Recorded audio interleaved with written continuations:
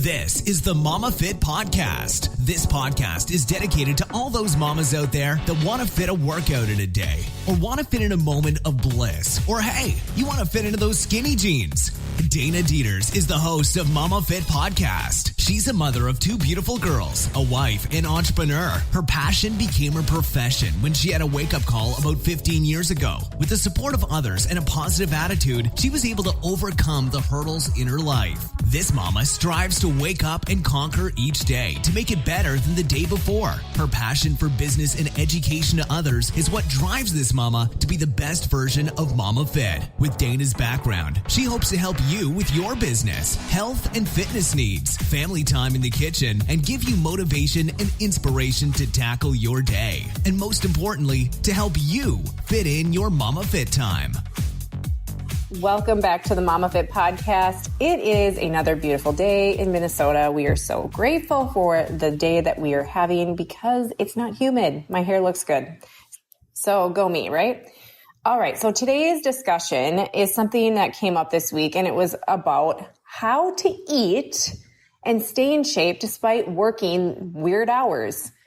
These weird hours can be a lot of different jobs that are required for some of us that are nurses, doctors, people that are often on call for long stretches or working 12-hour plus night shifts. And then they sometimes have a few days off. So sometimes it's like a weird cycle, and then they have some days off where their body gets coming back to normal, but then you got to go back to work. This also can be night responders. Those are the ones that go to work just as everybody is heading home for the day. Or supermarket employees or construction workers that are up and done with work before others have had their lunch.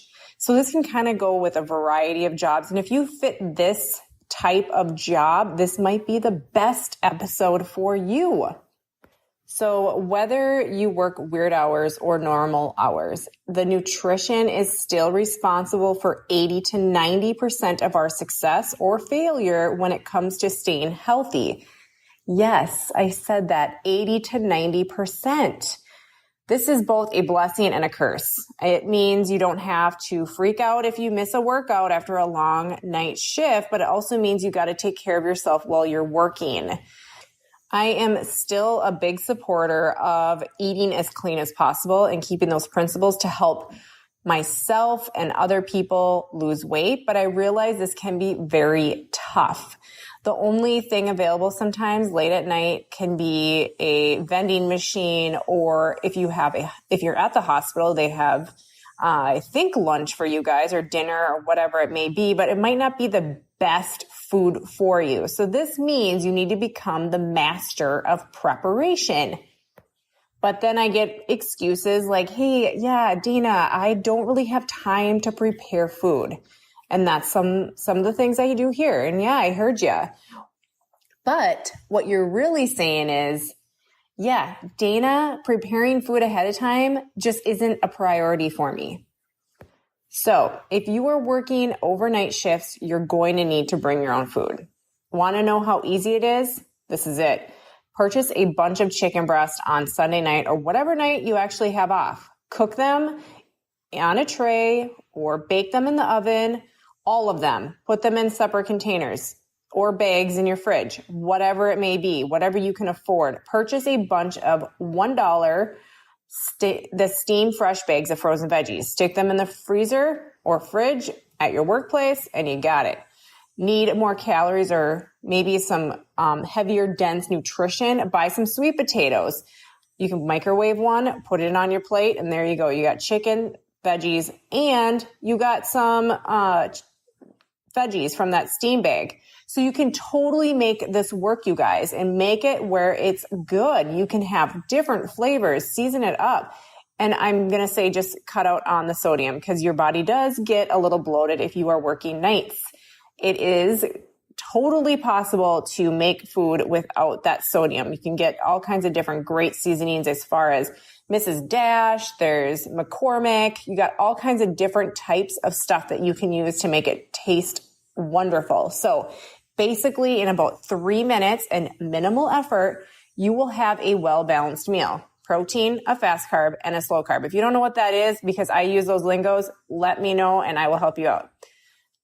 But some people might not think that's the greatest meal because they're like, oh, that's boring. I have to do everything, huh? Well, let's get creative, you guys. We can do it. So chop the chicken up, put in a big salad with whatever you prefer, and keep it in your fridge. What I absolutely love is the bags I get from Sam's Club. They are cabbage mixed, already chopped up. I am so lazy when it comes to chopping up veggies. Actually, I'm not lazy. I got things to do. And that is exactly one thing I don't want to do is sit in front of my kitchen and chop up veggies. It's $2.48 for these bags. It gives me 2 salads. I have 2 salads for the week and I buy like literally 7 bags because my husband and I both eat them. It's super easy. They have different flavors. They're basically the cabbage mix and they have a salad dressing and like some weird stuff inside. I always take that out and throw it in the garbage, but I use the mix. So that's another way. You can either make a stir fry to make it different also for your meals and heat it up on your break. So, I mean, you can make things different. You can add different veggies, add different seasonings. You can actually take one of those bags that I was talking about that you can get at Sam's or Costco or wherever. You can get these things everywhere, but I'm like the cheapest person too. So I like Sam's because it's cheaper. I will make those also make a stir fry with them as well. So you can make all kinds of different things. So however you make it, get creative so you're not bored with it. You can even try steak or salmon or some other kind of fish if you want. You can make things different. You just need to keep a protein in mind, a fast carb and a slow carb. Variety is the key, and keeping things creative is the best way to not be bored with your food. So yes, this does require some effort. And yes, it does require preparation. So that does require work, and you'll find rhythm with it. Once you get it and you're in a habit, it becomes a lot easier. And then food that you like, you might eat the same things and then you're just perfect. Make a bunch of chicken, boil some eggs. You got all your vegetables already cut up because you bought them at Sam's Club. You can make it easy and it's affordable as well. But again, these 2 things come down to priorities and excuses. Do you really not have time, or are you using I don't have time as a crutch to eat poorly and feel sorry for yourself? And is it your job really stopping you from being healthy, or is it the convenient excuse to use when you go to the vending machine or down in the hospital cafeteria?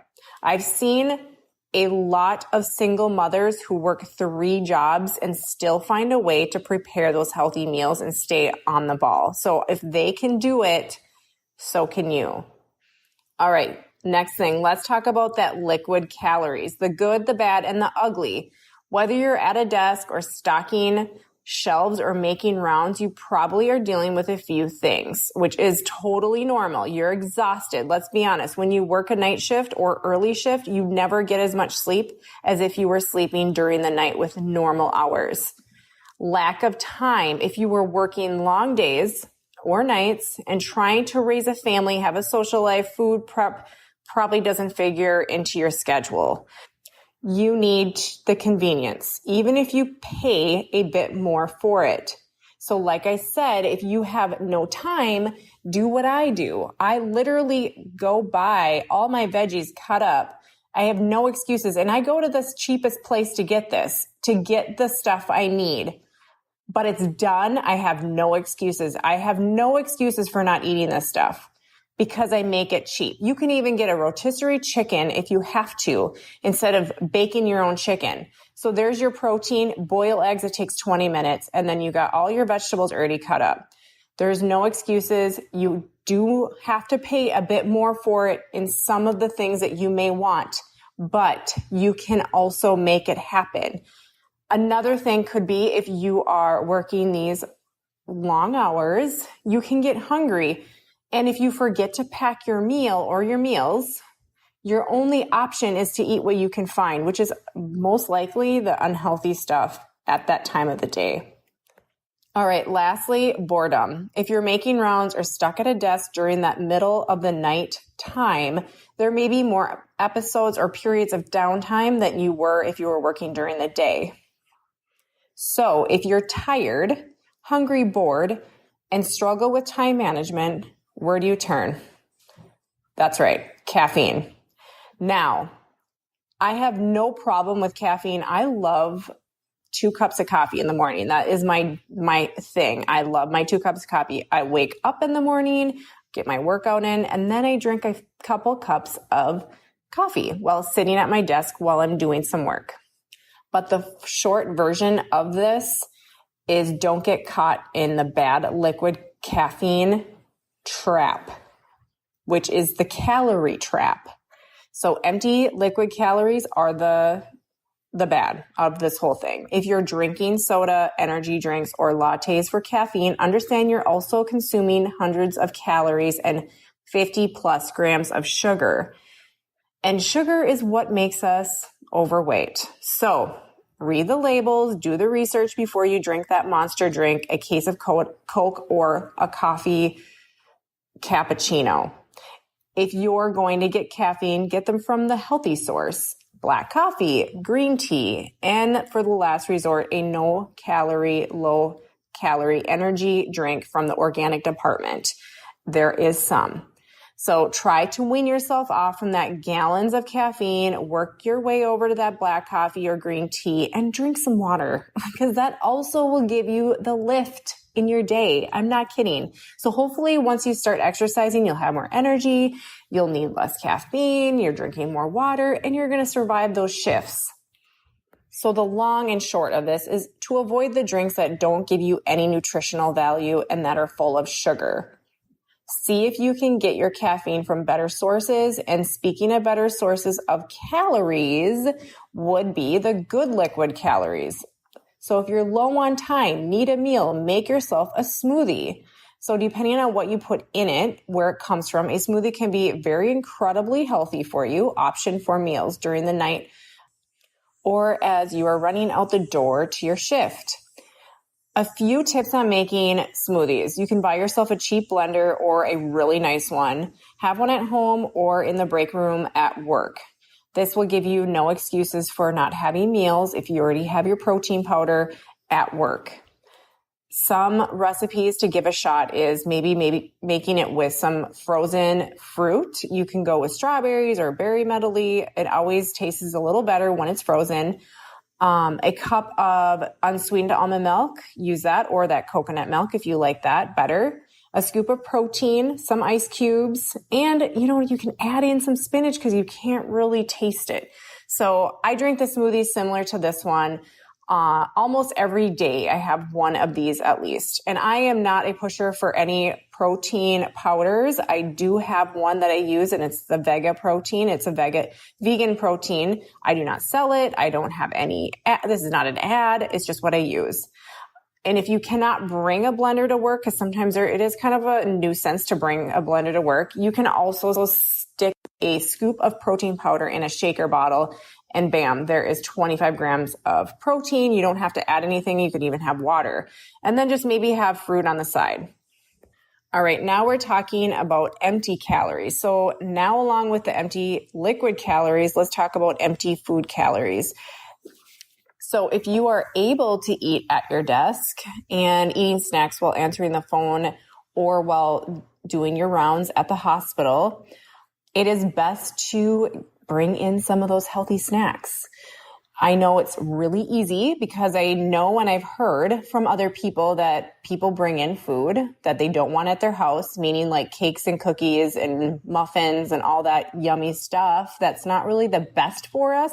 They bring that in because they want to get rid of it. So instead of being the cookie monster and eating all that food, make sure to bring in some healthy snacks. So my personal favorite would be maybe like an apple with some almond butter or even a rice cake with almond butter, something that will give me a little bit more fullness with the fat, or even just some nuts and a protein shake. Something simple. If you can't do anything messy like the apples or almond butter, it's almost best just even to have a protein shake that can be right on your desk with some almonds. If you're struggling with overeating, look at your snacking at your night job. Are you eating because you're bored? Are you eating because you're not paying attention? Are you eating because you've trained your body to expect food every 5 seconds? I mean, sometimes I could eat every 5 seconds. So that's why I put that in there. So if it's any of these things, try the no eating and strategy. No eating and surfing the internet, or no eating and watching TV shows. No eating and working on the computer, anything like that. If you're going to eat, that's the only thing you should be doing. So paying attention to your surroundings when you're eating. And at the end of the day, it comes down to one thing, actually taking that active role in your health. So meaning don't sacrifice what you really want for what you want right now. That candy bar won't make you feel great long term. Neither will those chips. If you want to change your life, you need to stand up for yourself and decide what you're going to do to make a better decision. Lastly, let's go on to the exercise portion. So a lot of people have their cardio or lifting. If you only have a short period of time, what should you be doing? So since it is only 10 to 20% of the equation, the diet being 80 to 90%, it is no surprise that I am a huge fan of strength training because of the fact that you can get more results and transformation with lifting weights. You're not going to get huge if you're a female. You will still lean out. It is part of the process. From an efficient standpoint, no other type of exercise gives you more bang for your buck, aka the most results with the least amount of time spent exercising. So you can get incredible workout that exhausts all of your muscles and burns a crazy amount of calories, not just during the workout, but hours after as your body tries to rebuild all of its muscle. That's the best of both worlds. So if your time is limited and your focus is staying healthy, losing weight, and strong, you need to do strength training. Next thing, when is the best time to work out? When should you work out? The answer is when you will actually do it. If you find yourself super exhausted after your 12-hour shift, and I don't blame you, then get your workout done before work. Even if you have only 20 minutes, it only requires 20 minutes to get a good workout in. And by the time you get done, it will be like so quick, you won't even know that it happened. And as far as the workout itself, you don't need to be going to the gym. Although if you do, like big lifts, like squats, deadlifts, overhead, and pull-ups, which are going to get your whole entire body. Getting in with my group training program at Integration Fitness is going to be key. We work the whole entire body and you can get it done in a short period of time. And I also have online programming as well, where there's 30-minute workouts 5 days a week, and that's all you have. And it's 20 to 30 minutes. That's it. And it's a do at your own pace at home workout. And if you're somebody that works a few days on for long shifts and a few days off, you could try a really intense strength building routine on your days off, and then maybe do your cardio or lighter workouts on the other 2 days. You can make anything work as far as your schedule wise if you put it in your agenda. Make sure it's in your schedule just like a normal appointment. And remember, it comes down to one thing through this whole episode. It's taking an active role in your health. Don't use your job as an excuse. Instead, remind yourself that you are in control. You don't need anyone's permission to be healthy. And it also adds up. Every little change, every meal you switch up, every minute of exercise, it all adds up. You need to be proud of that and plan out your day. Spending 5 minutes identifying what you'll eat and what you'll do for your workout makes you way more likely to actually show up and follow through with it. All right, that wraps up for this episode. Thank you so much for attending and listening. If this episode helped you, please share with your friends or coworkers. If this would actually give them some extra knowledge on how this would help them out, that would be so great. Thanks again for listening, and I will talk to you next week with the next episode.